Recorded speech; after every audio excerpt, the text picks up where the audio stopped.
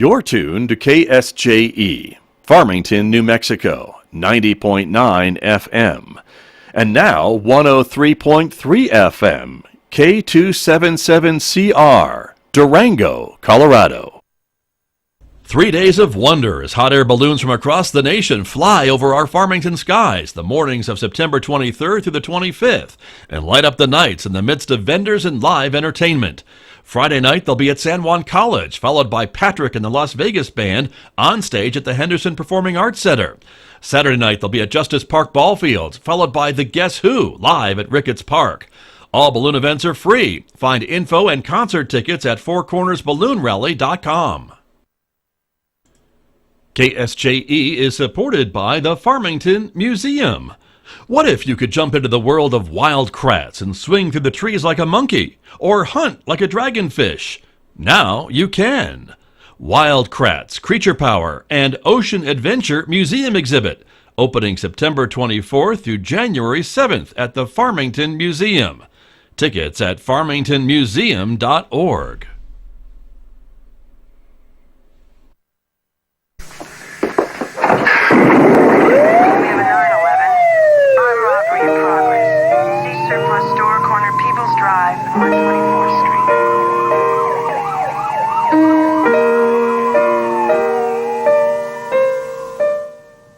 Good afternoon, and welcome to the Cop Shop with FPD.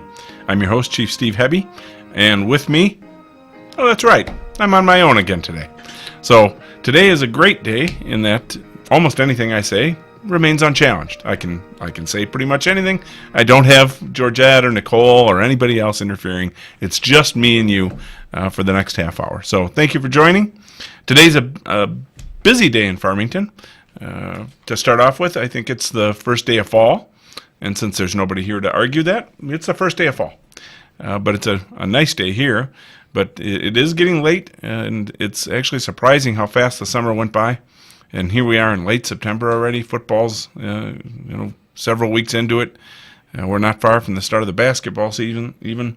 So get out and enjoy what nice weather we got, because it won't last for more than another month or so. And we've got a bunch of events for you going on this weekend, and then coming up here pretty soon.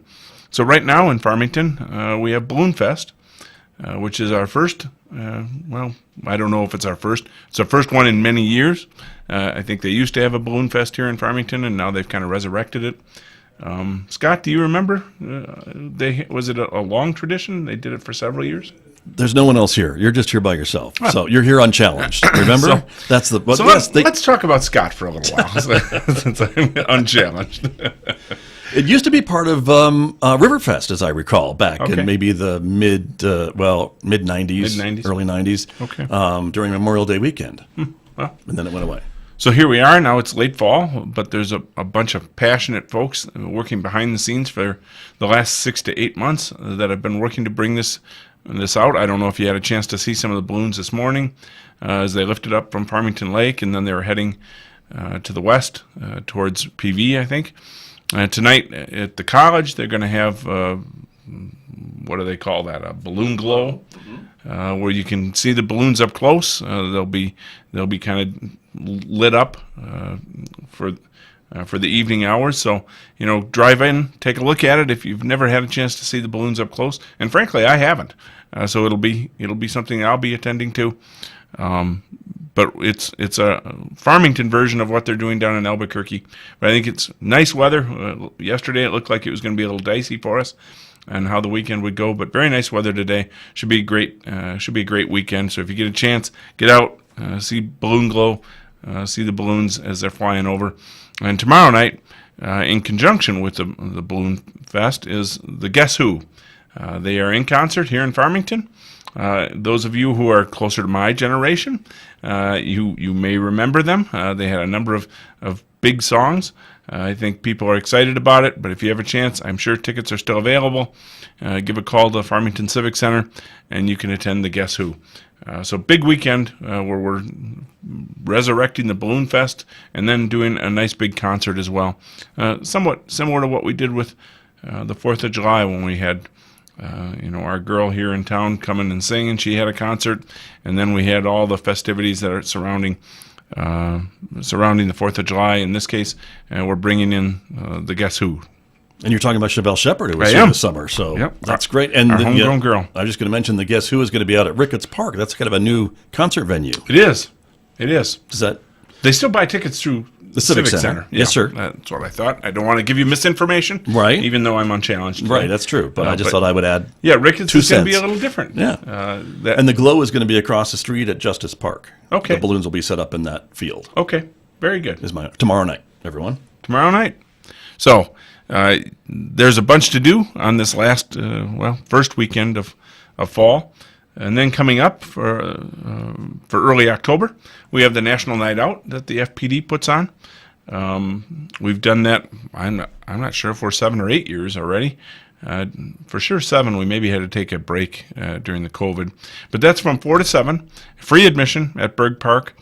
All the celebrities in town will be there, to include yours truly, Scott. So thank you, Chief. Come on out. If you have no interest in the police, certainly you have an interest in Scott. Right. If you do have interest, well, and if you could get Chevelle Shepherd, well, there's the trifecta that's the it. town. Yes. Yeah, then I don't even need to attend. Yes, you do. But unfortunately, I will need to attend. So whenever you think of Scott, you think of the police. I think that's just kind of a natural, isn't it? That's what you think of, I think, right? So there you go. That is what I think of. So thank you. That'll be October 4th at Berg Park, and we're going to have lots of games, lots of activities for the kids. It's always a good time.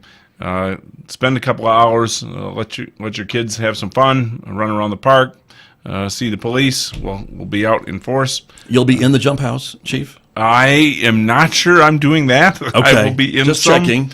I'll be in some venue. It appears there's something about a basketball toss on the poster Yes, that I see. So there's that little trash talk, I think. So that's not bad. Think you can beat the chief at basketball toss. Yes, and I think the fire chief is going to be there too, if I'm not mistaken. Okay. In kind of competition. So all right. Some bragging rights on the line, it says. Some bragging rights. There'll be a pumpkin patch again, which we had done for several years. And then we had struggled to get pumpkins during COVID. But we're back with the pumpkin patch, so you can show up, get free pumpkins. There's a jump house, there's games, there's hay rides. So it is a good time. I really like National Night Out. And like I said, we've been doing it for 7 or 8 years. So if you have a chance, come on out and meet up with the police and take a look at some of the equipment that we've got and take a look at some of the fun events that we've got. So we've got all of that going on here in just the next couple of weeks. And am I missing one? There was...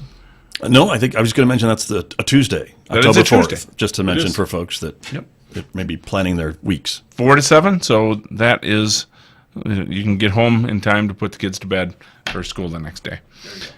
We did have today, for those of you that had heard it, we did have a threat to one of our schools. Heights had school, there was a report of threats of a school shooting. FPD officers were over in force. We were investigating. We did not come up with anything substantial on that. It does not look like it was true. But we still have a heavy presence there. Somebody did report it to us that they thought they'd heard somebody making threatening comments. We always appreciate that. It's much better to say something on the front end than feel bad about it on the back end. And that's our job. We'll go take a look. We're not going to get anybody in trouble who hasn't done anything. And in this case, it didn't turn out to be anything substantial. But if you or your family or any of your friends had heard something, that's what was going on up there. FPD took care of it. They're still up there with extra officers for the rest of the day. So it was not a big deal. But it looked like it could be. Other than that, coming up very soon, I'm not sure if I'm in the paper today, but they interviewed me about refereeing, basketball officiating, and the shortage of referees that they've got in all sports, to include football, which is ongoing right now. Soccer is always short, volleyball is always short, and basketball, I do know, is short. So if you have any interest in officiating, trust me, there are many different sports, and there are as many different openings. We do need good people to come in and help us out. I've been doing it now 3 years. This will be my 4th year that I'll be starting. I'm recovering from an illness, so I'm going to have to now get out and start walking and running and trying to get myself back in shape so that I'm not doing as much crying as I was last year when I started running. As you get a little older, it's kind of amazing. You don't run with 16-year-old kids as easy as you used to. And I've discovered that the last couple of times. But, if I can do it, you can do it. Trust me. We do need good people, so anybody that's interested in officiating should ring us up, and you can look for Farmington Officials Association, and both on our website and the phone number. And give a call. We do need good people, and I'm doing it, and I love it. I love the impact that I get to have with kids in our community. See something different than just the same things. My life without kids in it on a regular basis is a certain way, but then you get around the schools and all the activities and all the energy with the kids, and it's really been a great experience. So, like I said, this will be my 4th year, and we're looking for volunteers that want to be officials. And Chief, I was going to ask, if you don't mind me No. chiming in, how much of a commitment is it? Can you spend just a couple of nights doing this, or is it as much or as little as you're available to do? I spend a couple of nights doing it, and it's as much or as little as you can do. Okay. So Monday nights for basketball officials, every Monday night is an organizational meeting for about 2 hours, which I don't think a lot of fans know. We go through rules, we look at video, we talk about different play calls that happened during the last week. So we kind of get together and do a team debrief on how we did this last week and anything unusual that came up.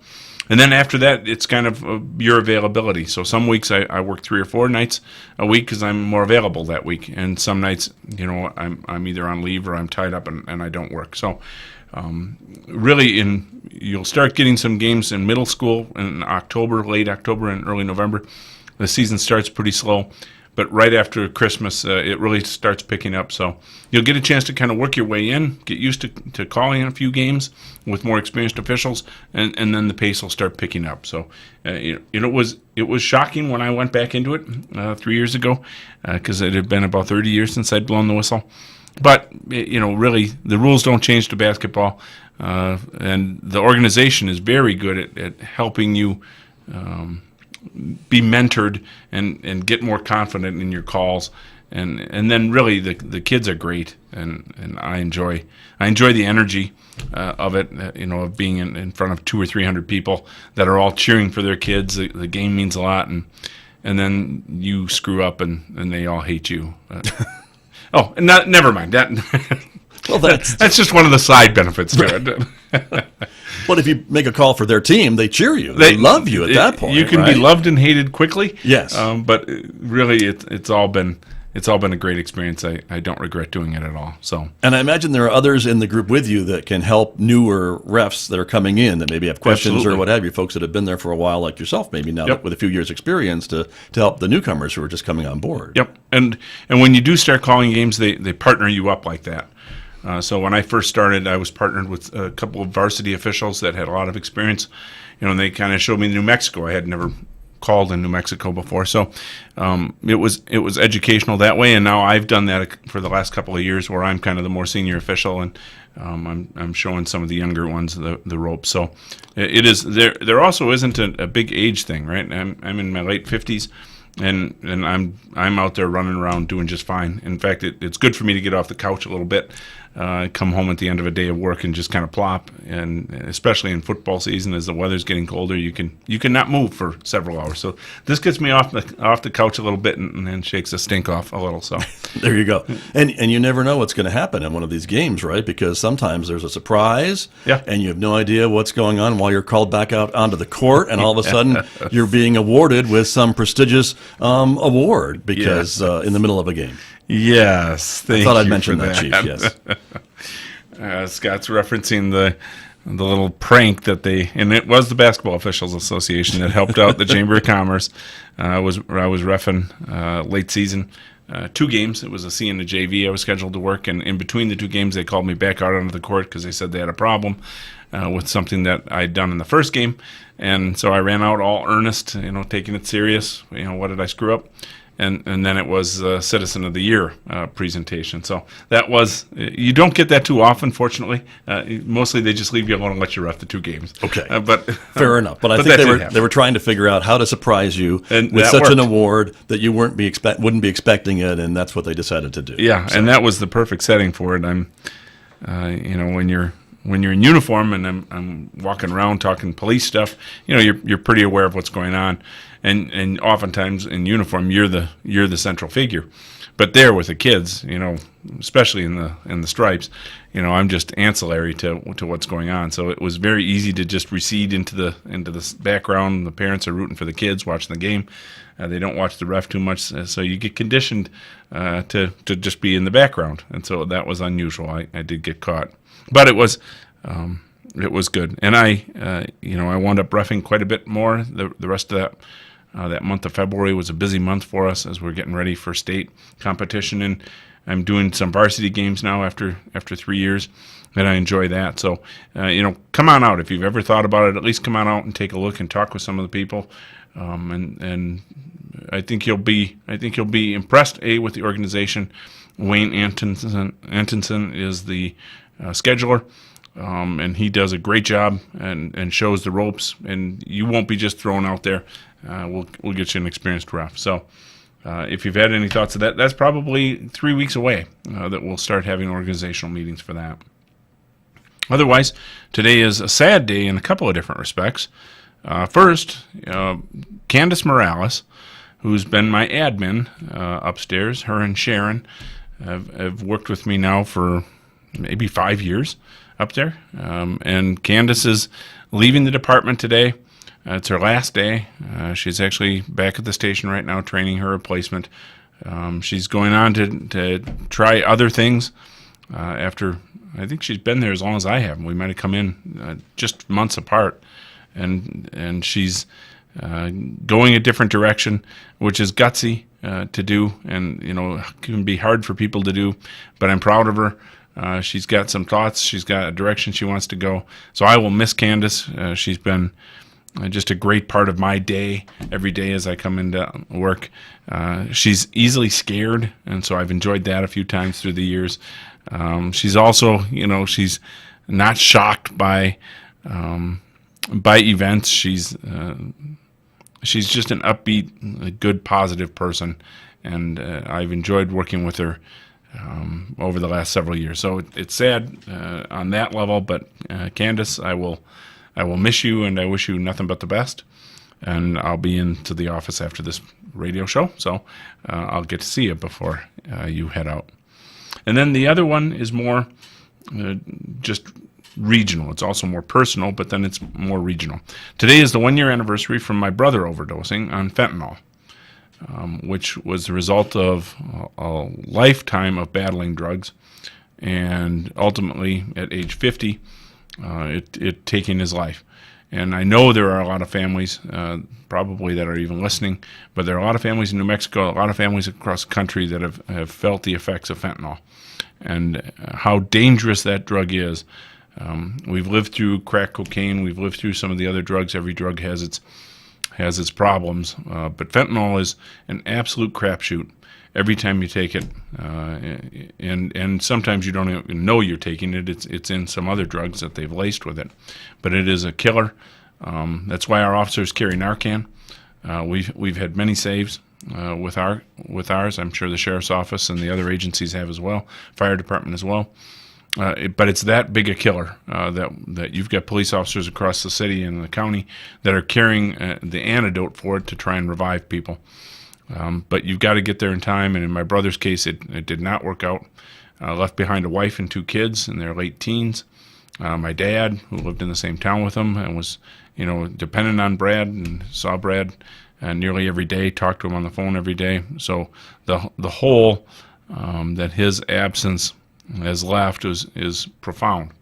And so for any of you that are struggling with drug abuse, I'm telling you, reach out, because there are people that will be impacted by your departure. And even if you don't think it's coming, neither did my brother. Many years of being involved in drugs, I'm sure he was pretty confident. And then fentanyl's just a different game. So that for me personally, I wasn't there. My brother and I, as you can imagine, were not necessarily the closest through the years as we went different paths in life. but nonetheless, to see the impact that his passing had on so many people around him, and then to come to work and know how many families here in Farmington and San Juan County are affected by it as well. So if you do need help, reach out, get help. And if you know somebody that needs help, talk with them, try and convince them, because this one, fentanyl, is not a game. Fentanyl is different than all the other drugs that we've dealt with in the past. It is a killer. So that was a negative, a couple of negative things on the first day of fall, but I did want to talk about it because I know so many families are affected by drug abuse, and fentanyl is getting much worse here in San Juan County. Meth has been our drug of choice through the years, but that is changing rapidly. The amount of fentanyl seizures that we've been making over the last year is really ballooned up. Our region detectives are finding just thousands of pills and are confiscating them, but that is just a small bit of what's coming into our area. So other than that, we've got NFL football again this weekend, and that is a cheery subject for some. It's okay for me. I was back in Wisconsin last week and saw the Packers defeat the Bears. Bears are the hated enemy, and so that was joyous. But our team is not nearly as good as Scott's team. The Buffalo Bills are in their renaissance. They're doing all right, aren't they? They're doing all right. They look like the odds-on favorite. Right. I have to say, as a long-suffering Bills fan for going on 35 years probably, it's pretty nice to see. And I appreciate that for the community. And I think probably Green Bay's in the same boat. It's a community that's maybe been through some rough times, and when the sports teams do well, there's some civic pride, and the city gets behind it, the region gets behind it, and that's what I see happening in Western New York too with the Buffalo Bills. Well, and it's maybe a decade ago, I think, but give or take a year. But there was open talk of the Bills moving to Canada. That's right. And they couldn't get enough fans in, or they couldn't get the new stadium. I'm not really sure. So I hate that for towns that bleed for their team. And I think Buffalo and Western New York have. So I'm glad they're having their renaissance. I look forward to the Packers and the Bills and the Super Bowl, and the Packers just squeaking it out at the last. So with that, all righty then. I thought I was alone today, but apparently there's an echo. Let me turn my mic on. Yes. So with that, I'll be back in a couple of weeks. I may have a partner by then. We'll see. I'm doing my best to find one, but not many are eager to be on the radio. I think they're intimidated by Scott's popularity, but I'm able to face that. So for now, have a great weekend. Get out and see the